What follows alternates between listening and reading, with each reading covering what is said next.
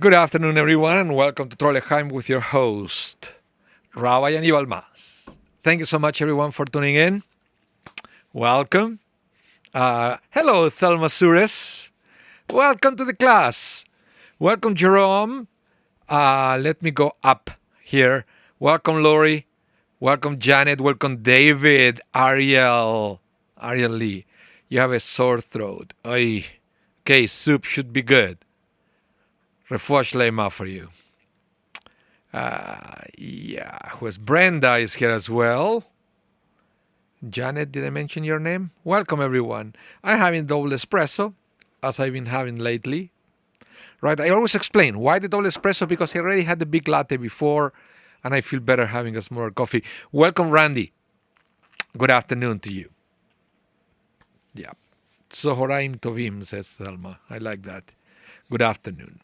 Well, here we are. We are going to study today Parsha Yitro, which, among other things, contains the Ten Commandments. But we won't study the Ten Commandments today. I don't know. I still have this concept that it's a mistake to take the Ten Commandments as something that is more important than other parts of the Torah, right? At least because that's not what it is for us as Jews. We consider that all the commandments are equally important. That's why I usually try not to focus too much on, okay, let's talk about the Ten Commandments, because, the Ten Commandments. Every mitzvah, every commandment is equally important. That's why you will notice that we don't recitate, or we don't read, we don't chant the Ten Commandments every day. You will hope that if the Ten Commandments are such an important thing, right? It will be part of the Siddur, will be part of the prayer book, and we will recite the Ten Commandments every day. The way, like, for example, we recite the Shema every day, or the Song of the Sea, the Shirat Hayam, the song that the Israelites sang after they crossed the Red Sea, every day. But not the Ten Commandments. We read the Ten Commandments only when it's Parshat Yitro, and then we read it again when they are repeated in Deuteronomy, or for Shavuot. Shavuot, we read also the Ten Commandments. So, but other than that, they are not part of the liturgy. Just for that, the rabbi said, so we won't think that this section is more important than any other section of the Torah, because we learn, I would say, equally from every part of the Torah, and every mitzvah is equally important. So I was mentioning before that today I'm looking at my thermometer here. Is 1 degree Celsius here in Winnipeg, and it's going to keep going up to 2 degrees. Wow. If you are in Winnipeg, you understand that this is almost like winter is over, and I think I'm going to open my pool tomorrow. It's great. Finally, after having minus 50, having plus 1, it's like 51 degrees difference. So it feels warm. It's incredible how human body works and the way we perceive temperature based on context.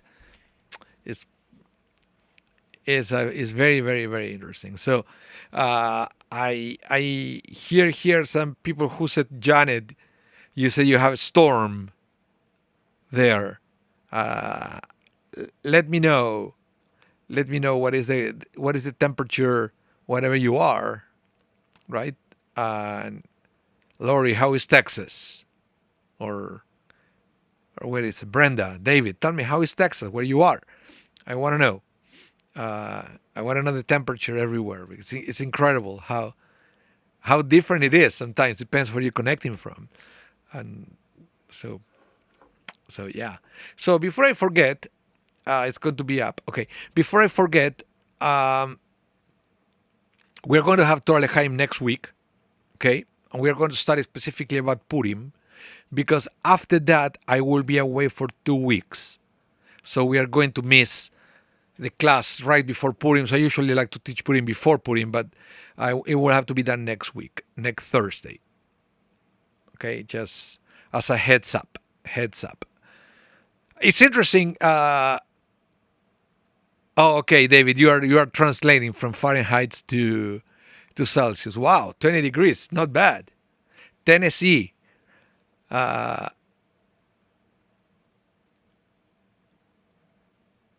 oh, cold in Florida, 9.44. That's what it is. 9 degrees Celsius in Florida. Wow, wow, interesting. I'm talking because I won't be with you guys for Trollheim at the end of February because I'm going to Florida. So I was hoping to have a little bit of warm weather towards mid February. Let's see how it goes.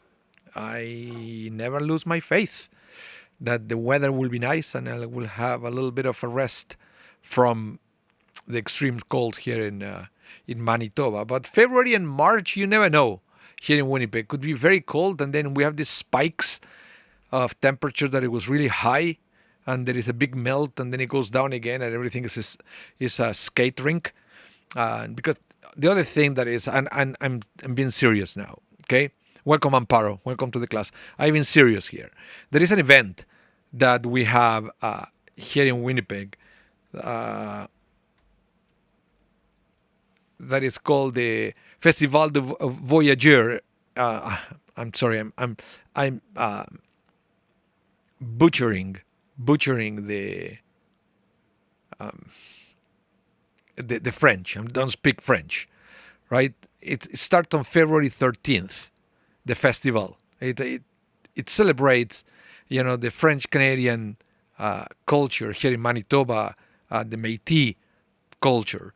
And one of the things they do is ice sculptures. They're beautiful, beautiful. Then they're an exhibition, so you can go for a walk and enjoy these beautiful sculptures. There is a competition. It's great, right? So what happened is there had been years here in Manitoba where February is so warm that they cannot do the sculptures. The ice melts right away. I know it's rare, but it did happen. And some other years it's so cold that people cannot go out to enjoy the sculpture because you have to walk for a while, and frostbite is a concern. So you never know what to expect for February, and what is going to happen this February, I don't know, but I will do my best before I go away to go and visit all the sculptures because it's an annual tradition that I have with my family, with my wife, with my son, to go and enjoy this beautiful art. So if you are in Winnipeg, or if you have a chance to see the photos, I would recommend for you to do it. I will type it here. How do you pronounce it? Is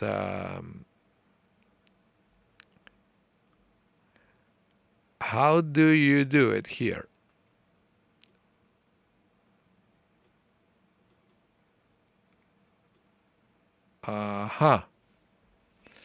Listen to this, guys. If you want, you have to do this.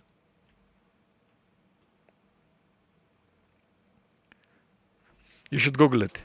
What they do is quite amazing. You Google that, you will have all the information of what they do, what it is, and what is involved. Yeah, it's really something. Okay, so the other thing that is really something is this week's parsha. Remember, it's called Yitro. Yitro. Yitro was Moses' father-in-law. He was also a priest, not a Jewish priest. He was a priest in an area called Midian, that is close to Mount Sinai, actually, because remember, Moses used to live with Yitro when he was married to Yitro's wife, and Moses used to take all the sheep and the goats to eat to Mount Sinai. That's how Moses discovered the burning bush. Remember, and that was on Mount Sinai as well. So, yeah. Yes, Ariel, they have great music too there. Yeah.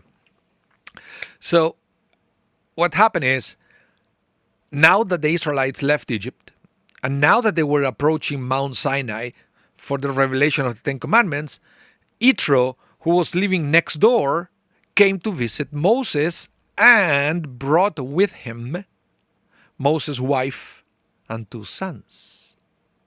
That it looks like Moses left behind to have to be concentrated full time, 24/7, into the liberation of the Israelites.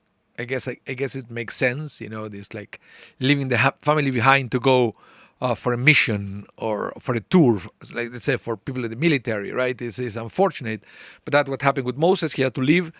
And now Yitro comes to see Moses, and he brings now Moses' wife and 2 kids. But Yitro had a very interesting encounter with Moses because it looks like they learned from each other. What do I mean with that? Moses is going to learn in this parsha how to delegate. How to delegate. Are you good delegating? Let me know in the chat, because it looks that Moses was not good at delegating. And Yitro noticed that Moses was not delegating any of the responsibilities. For example, when he was judging cases or things that were happening to the Jewish people. So when Yitro came and said, "What are you doing? You're going to burn out.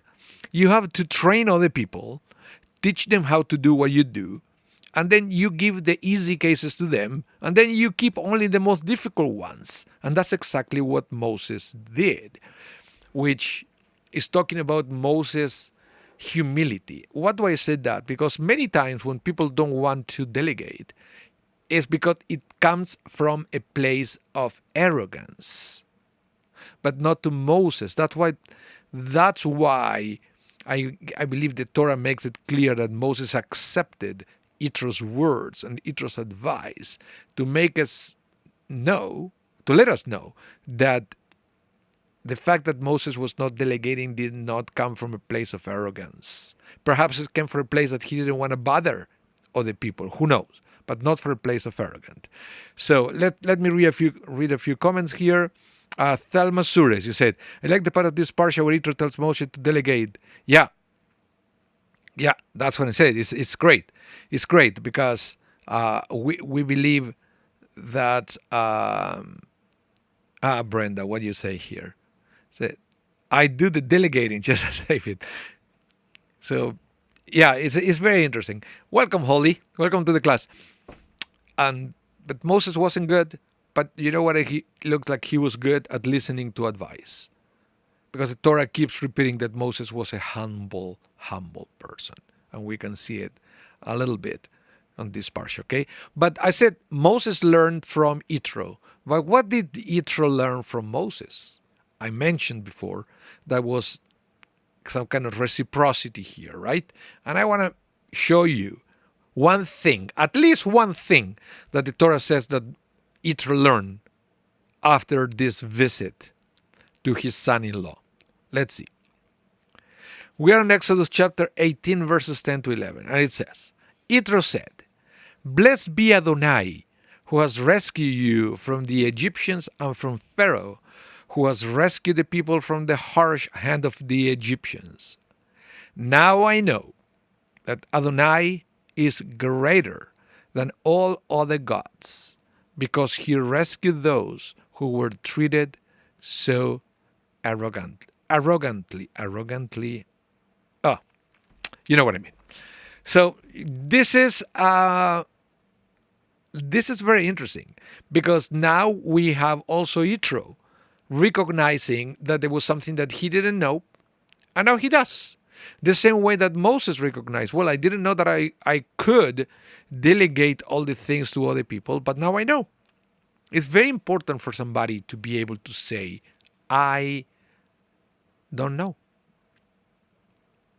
And not to pretend that you know while you learn. Because I've noticed that trait of character in some people, that they pretend that they know it, but actually you can tell that they're actually learning as they go.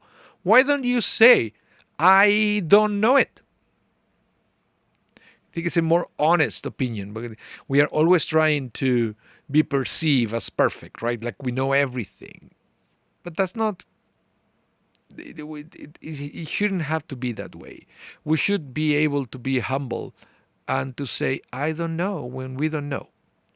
So here we have Yitro that said that he learned something new. What is that he learned? He learned, right, that Adonai is greater than all other gods. Interesting that you could say, well, maybe what he should learn is that there are no other gods. It's not that God, Adonai is greater than all other gods, it's that Adonai is the only God. He could have said that. He could have said that, but he said it this way for a reason. And that reason is for our own sake, so we can understand something about Yitro. What is that? Let's see the next slide, and hopefully it will be clear for you what I'm talking about here. Okay? Rashi explains, this tells us that he, Yitro, had full knowledge of every idol in the world, for he had worshipped them all. So let's continue. Now the Zohar is going to expand Rashi's words by saying the Torah could not be given to Israel until Yitro, the great and supreme priest of the all pagan world, had confessed his faith in the Holy One, saying, now I know that Adonai is greater than all other gods. So what it means here, and what the rabbis learned from those words, is that it was written this way to let us know that Yitro explored all those other idols. It explored it. And sometimes we have to understand when it's talking about other gods, especially here. I'm going to go back so you can see. How can I do that? How can I do that? Hold on a minute.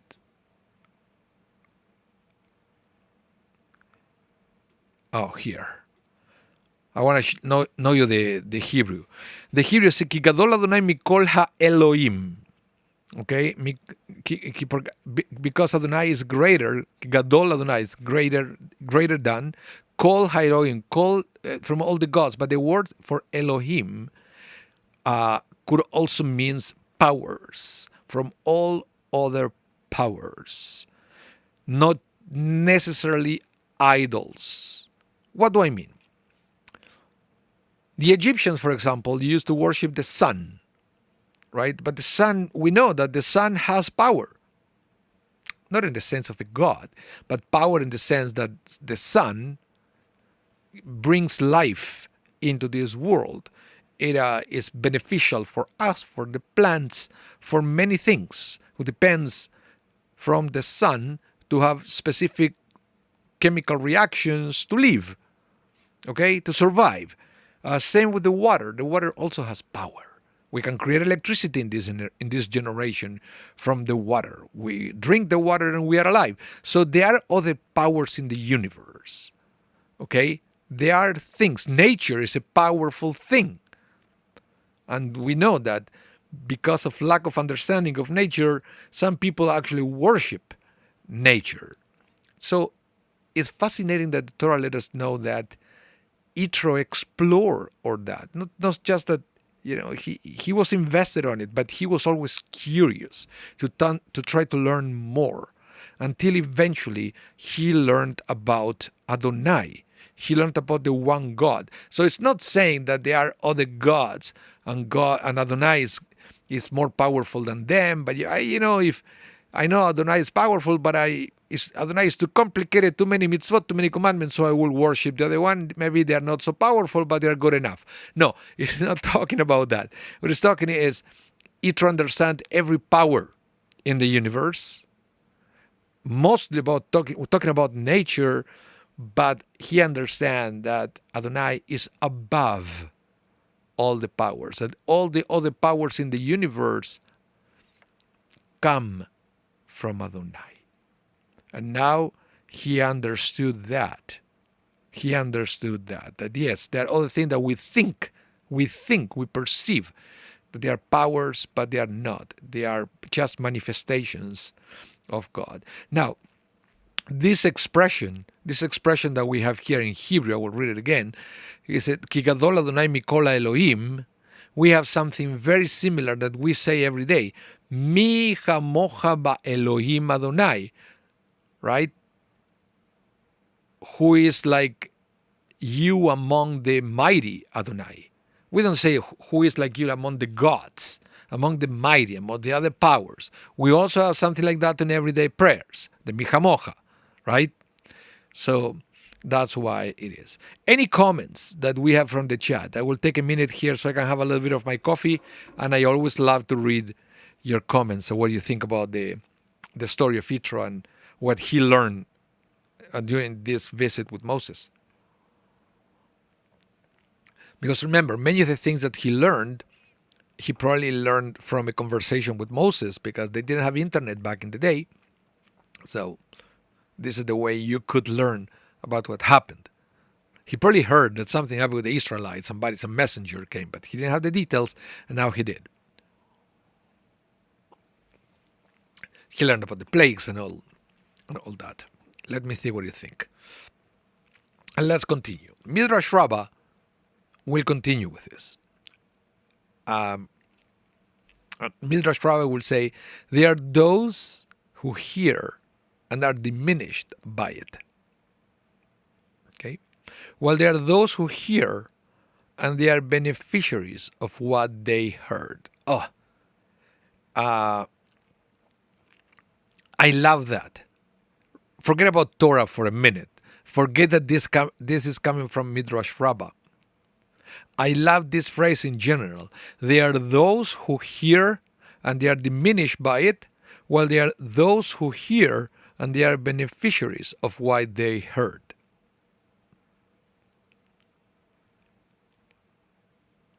It's incredible. Things that, it could be something that you learn. You can use that knowledge to improve or the opposite. Right? Depends on who you listen to. Depends on what you listen to. Depends on the quality of the things you listen to. And this is something that sometimes we have to be aware that not every information that comes our way is equal, is equally beneficial. Sometimes believing such things could be could contribute for us to diminish, to be less of what we are today. And in this generation, especially with all the fake news and fake things done with artificial intelligence that is getting better and better and is more and more scary, let's put it that way. So we have a double responsibility to filter what we listen or what we see. Because remember, the way we react to what we see or what we listen, it can change our outcome. It can change our future. So Midrash Rabbah will mention here two examples. One, you can probably guess as Yitro. Yitro heard about God, and it was beneficial for him. He changed based on that experience. The fact that he gave himself the opportunity to learn about God changed his life for the better. Okay? But let's see the other example that the Midrash Rabbah gives here. He's talking about Yehoash, who was a king. Okay? He said, Yehoash heard and was diminished. The nation heard about the splitting of the Red Sea, and rather than glorifying God, they were pained and distraught by the destruction of Egypt. All this, it's incredible because we can connect this to our modern world as well. Okay? In contrast, Yitro heard and benefited. Despite the fact that he was a high priest of idolatry, he abandoned all that he had accomplished in his life and attached himself to Moses, and entered under the wings of the divine presence. He merited to contribute to the portion of judges that is in the Torah. So the idea of training judges was Yitro, and he is credited with that in the Torah. As we find, he delineated to Moses the criteria to choose a qualified judge. Now, this Jehoash, he was a righteous king, a religious king, the one who believed in God, and he started to hear that people wanted to go back to worship idols, and he started to listen to them, and he was influenced by all these negative voices, and eventually he gave in, and he allowed that to happen, and that was a disaster for the Jewish people. So in his case, he heard and was diminished, right? He heard and was diminished. But Yitro comes to prove that change is possible when you have the right influences around you. That's why Pirkei Avot will say that one of the most important things that we should try to do is to be surrounded by positive people, because they will somehow be part of what we are going to become. I always say, you want to know what a person is going to become in 10 years from now? Look at the people around that person. And that will give you a good idea what the person is going to become. Because everything that we have around, what we see, what we hear, it permeates into our life. And I know, Brenda, you say here, it's very difficult to filter, right? Very difficult to determine the truth. I will put it here. Difficult the truth from the fake. And that's true. But it's also, what it means is, it's our responsibility to decide the same way that, who is, which people are part of our inner circle. It's our responsibility to decide where are we getting our news from, what we listen, what we read. That we can do. We can decide where things are coming from. And I don't want to take it to the extreme that you will see, for example, in Orthodox communities, that the rabbis are filtering the information for them first, and the rabbis will decide what they can read, what they cannot read, what they can listen, what they cannot listen, what they can watch, or what they cannot watch. I don't think that that's the solution. I think we are smart enough to take the time to decide where our information is coming from. The problem is that we never stop to think.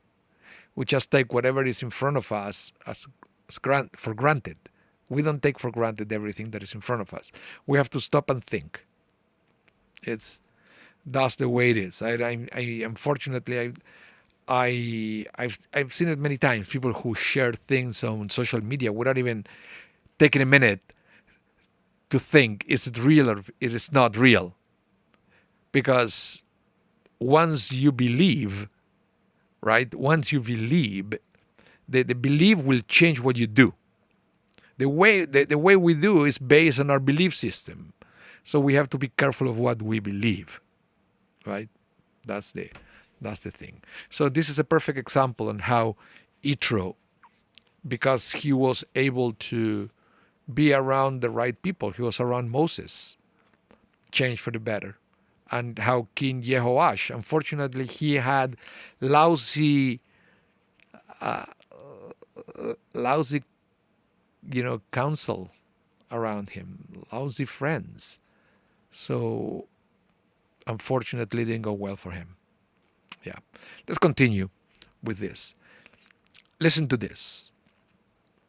This implied that Yitro was aware of Hashem, of God, before. He just did not appreciate God's power. It seems difficult to understand how one can know of Hashem but not know Hashem's greatness. The explanation is that if one knows of God's existence but does not analyze God's own ones that not analyze their own day-to-day life to see Hashem's Ashgachat Pratit, divine providence, if one doesn't realize that it is not his own efforts that causes his success, then he is in effect an idolater like Yitro had been. So let me stop here for a minute. And this is something at least I try to do every day. And it's something I learned from Hasidism, which is to stop every day and to try to see God on everything that happens to you. And that starts with the understanding that things don't happen to you, things happen for you. But in order to understand and appreciate that, you have to stop and to recap everything that happened. And when I'm saying everything, I'm talking about everything. And you will be surprised also how much in tune with your own life you're going to be. Understanding better everything that you go through in a single day, and you will have a better understanding of things that you have learned every single day. New thing that you learn because you are aware of all the experiences that you have every day. And that starts by trying to find God on every experience you have. It's a beautiful thing once you get used to it. Okay, let me continue here. Now, what was the idolatry of old? It involves trying to draw sustenance or blessing from the forces of the universe.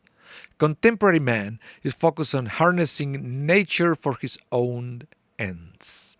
He thinks that success is a function of how many hours one spent at work and doesn't realize that nature is merely God's agent. He is oblivious to the role of God in the world and is no different than the idolaters of the past. Wow. It's sometimes we believe that to be an idolater, you need a statue in front of you and you need to worship it lighting candles. I think that's not the way it works. And idolatry is not so much a set of behavior and more of mentality. So in other words, let's put it the other way around. Monotheism is also not so much a set of behaviors, but it's a mentality. It's a set of beliefs that it will guide everything you do.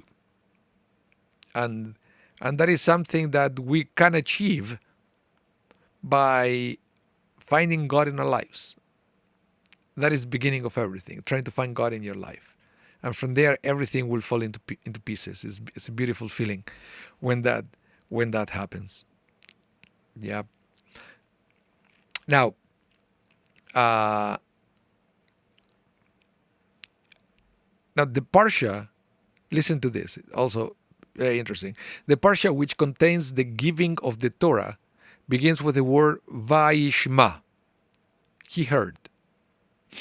To indicate that a willingness to listen and absorb is the key to coming closer to Hashem. We know this, right?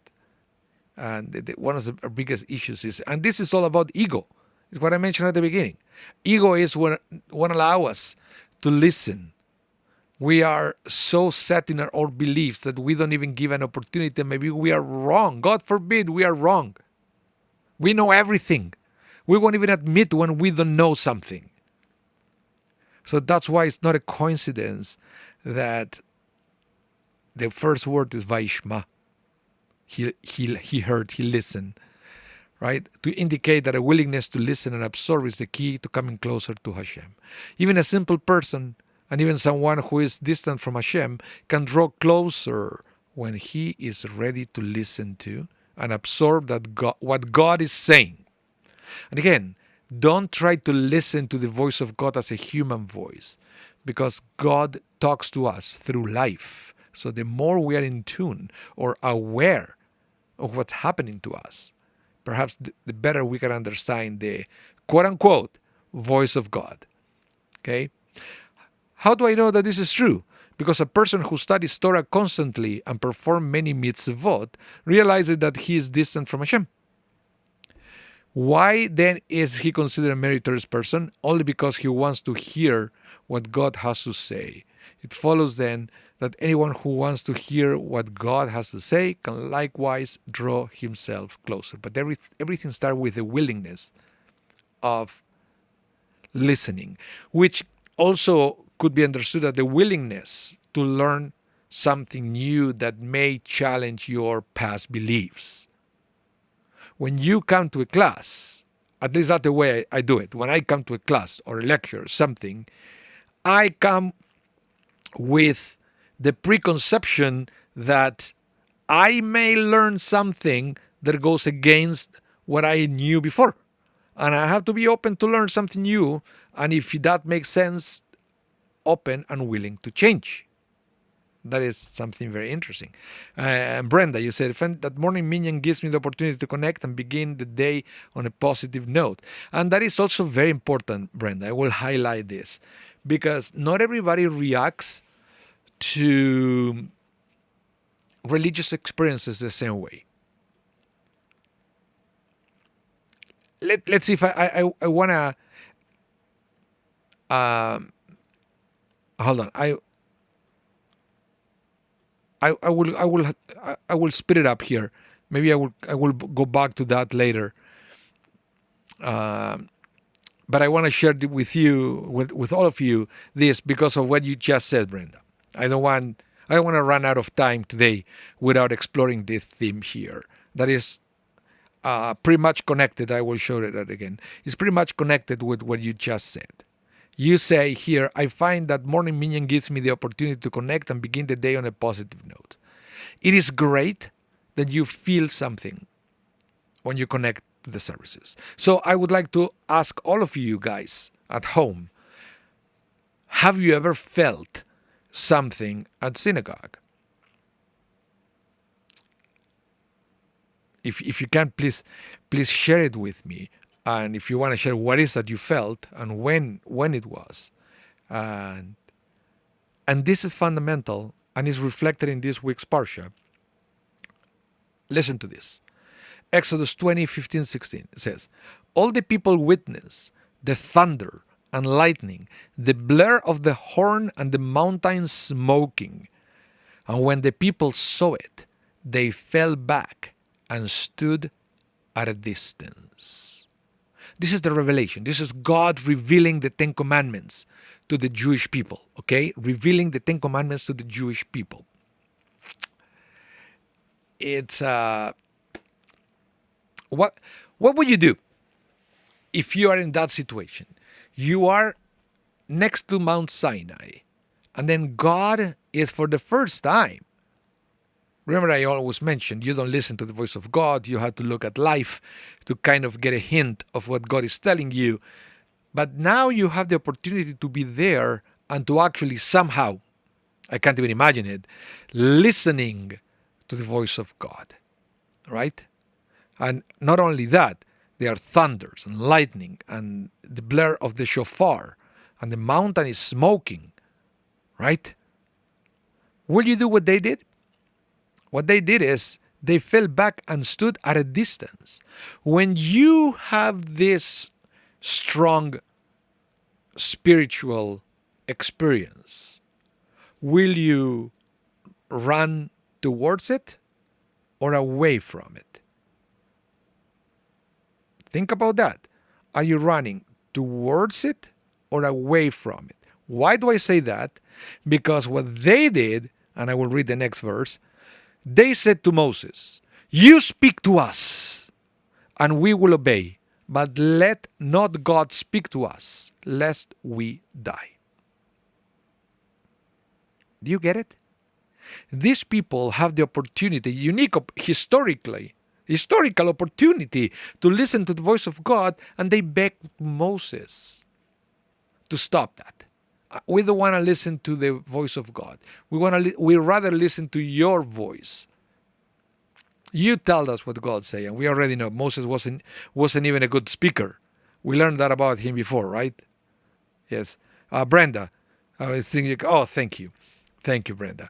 Jerome said, I had the experience of feeling like I was hovering above the congregation watching the daven. So, yeah, Jerome, for example, why you do that? Are you going to try to repeat that experience, or are you going to be freaked out and try to stop it? Okay? Because that's exactly what happened here. They had this intense feeling. They freaked out because they never felt that before. And instead of embracing it and then trying to repeat it in the future, they shut it down.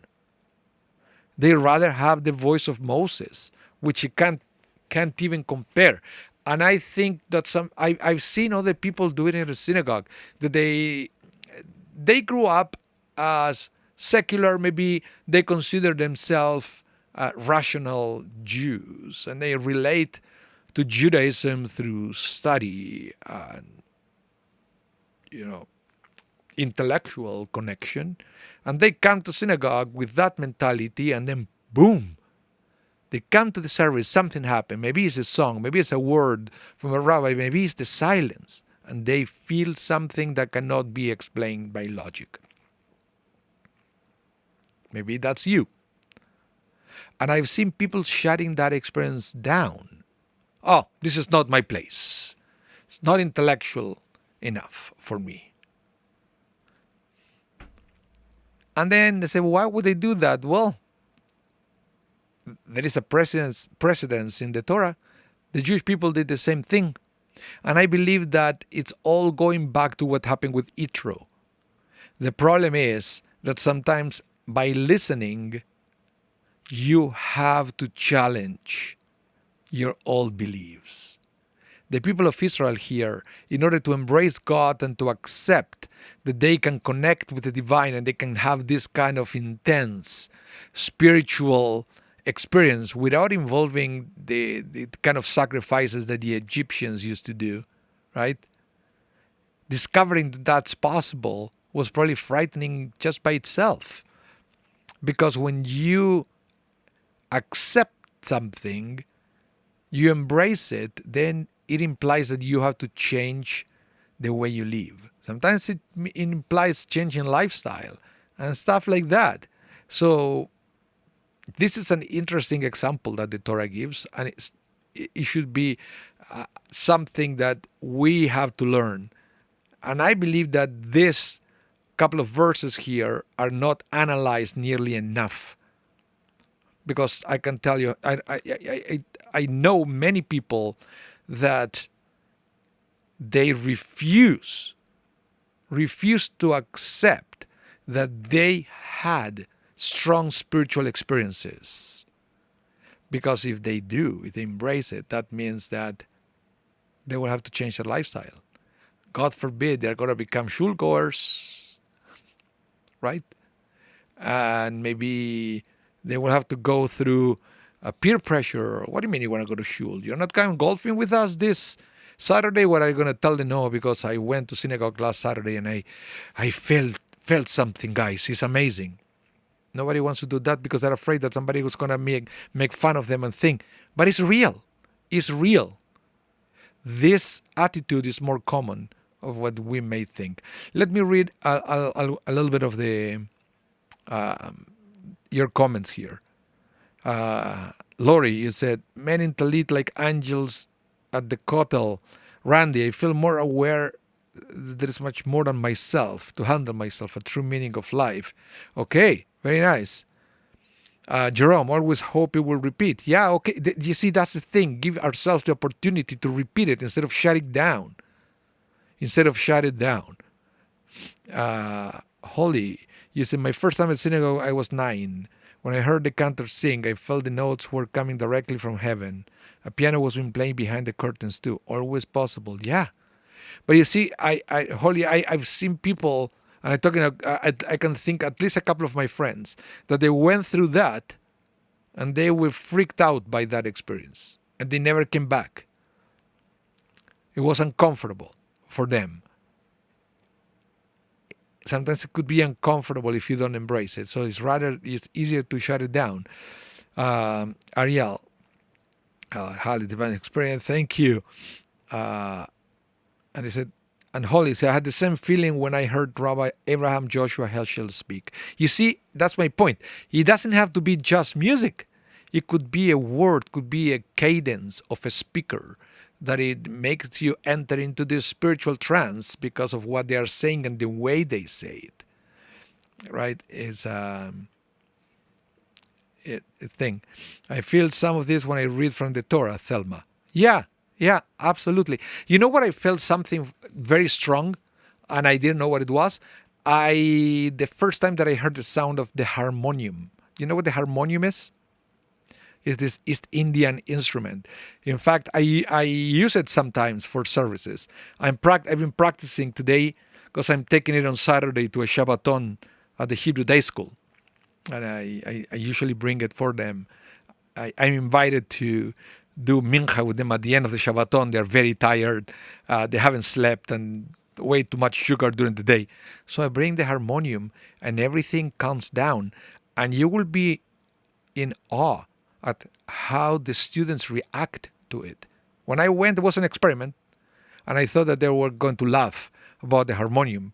But in fact, they came to tell me, like we are talking about sixth graders, that they felt something with the vibration of the music after a long Shabbaton. It was incredible, right?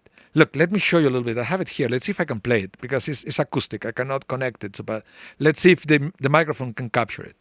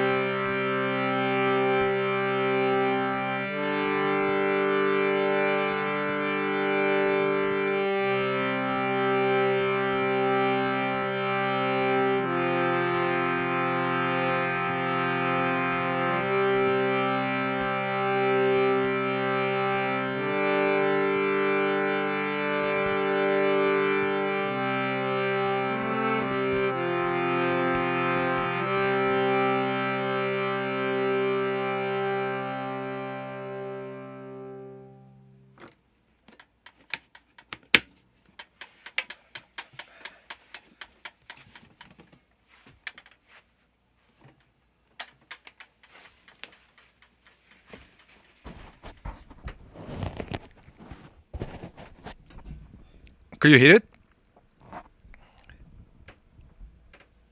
If you were able to hear the harmonium, let me know. Let me know because I don't know if this microphone is great for amplifying a harmonium, but it's all I have. Yeah, can you hear me now? I think it was a little disconnection here. And yeah, it's I don't know why. The first time I heard it, I could have shut it down because I could have said, oh well, it's an instrument that is played on Hindu temples or Hare Krishna. So I would shut it down, and I would say, why? Make me feel something. So instead of that, I embraced it, and I get a religious experience every time I play it. So that's why I said this text from this week's Parsha resonates with me because of that. It's an experience that never felt before, and I had two options: I can shut it down, or I can embrace it. Right? So, yeah. So listen to this, for example, that even Ezra said. Heads of the tribes who were close to Moses said they spoke to Moses after the 10 statements were completed because they were very anxious, for they feared that God would continue to speak to them and that they would consequently die. That is why in the next verse, Moses told them, fear not. Okay? And that's exactly what happened. Moses, did I put it here? The next verse, Moses will say, don't be afraid. Nothing bad is going to happen. In fact, it's all the opposite. This is beneficial for you guys. Don't shut it down. God is giving you the opportunity to wake up your soul, which is one of our goals in life, to have more consciousness of the connection between our souls, our God, and that's it, right? So the Hiskuni will say, the people of Israel say, you speak with us and we will listen, we will obey. They said this, that they were afraid of the thunder and lightning. It's all this, like, they were afraid that this intense experience would be bad for them, which in reality was all the opposite, right? Now, the Ora Chaim will explain this. It said, the people meant that if acceptance of God's commandments was dependent on our listening to God speak to us directly, this was no longer necessary. They said, it is good enough for us to listen to His commandment as they come out of your mouth. We will consider this binding upon us. We do not wish to endanger our lives by being exposed to God's voice any longer. They said to Moses, if you speak to us, we will be able to hear it without dying. If God were to continue to speak to us, we could not hear because we will die. Now, the key word here, I don't know if you can see it, but to me the key word is what it says, when the people of Israel replace the experience of being aware of the presence of God with Moses. Why? It says there, because it was good enough. It was good enough. And this is so human. We settle with good enough when we have the opportunity to aim for excellent. I don't know if this ever happens to you, because it's a very human thing that we should all try to overcome. Not to go through life accepting, well, this is good enough, it's good enough, it's good enough. Sometimes you have to. Sometimes you have to, because there is no way to go any further. But if it is upon you, if you have the skills or the opportunity to aim for higher, why do you have to settle with good enough? Of course, it's good enough to go to synagogue and, just get what they give you. And it's good enough for you to have a little bit of an experience. But what if you have other ways to enhance that with your own readings, with your own songs? Maybe you can pray at home or listening to different kind of music to enhance that spiritual experience. Don't settle with good enough. That's what the Ora Chaim is telling us here. By the way, I think it's Ora Chaim, I believe it was from Morocco, this work. Yeah. And I also believe that here, without dying, only think of if God speak, we are going to die, is a metaphor for all the things that you have to change. All the comfort that we already experience in our lives. Because let's be honest, we human beings are great at getting comfortable with dysfunction. We get used to it. We get used to our dysfunction. It's good enough. That's okay. I don't need more. You may not need more, but you can aim for more. And if I feel that if you have in you to give more, it's because God put it there. So we have to always aim for excellence and never to settle with good enough, which is what the people try to do here in the desert, and they missed an opportunity. They miss an opportunity to listen to the voice of God on a daily basis. It's yeah. So Moses says here, I will continue with the Ora Chaim. In the next verse, says, do not fear. Do not fear. Moses reassured the people that even if the Lord were to continue speaking to them directly, they will not die, as God had already accomplished His purpose in testing the Jewish people by inspiring awe of Him in them.